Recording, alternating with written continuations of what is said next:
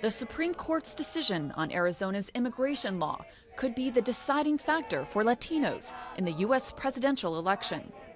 The ruling throws out most of the law, but it does preserve the so-called show me your papers provision that allows police to demand proof of legal status of anyone they stop and suspect is illegal.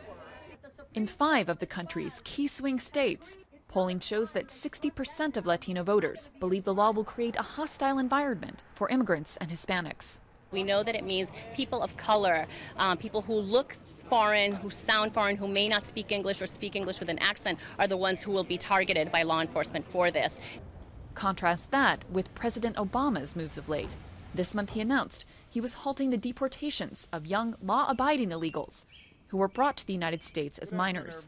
Let's be clear, this is not amnesty, this is not immunity. It is the right thing to do. Republican rival Mitt Romney, on the other hand, hasn't done anything to win over Latinos with his harsher stance on immigration. But conservative analysts argue Latinos are not single-issue voters. What we find is that immigration isn't really a top issue for Latino voters. It tends to be what it is for anybody else: jobs, economy, things of that nature. But many don't agree. On a humanitarian basis, this decision is a disaster for millions of brown people in the United States of America. Politically, I think it will mobilize people to participate in our politics at a level we have never seen before. And that will be the key.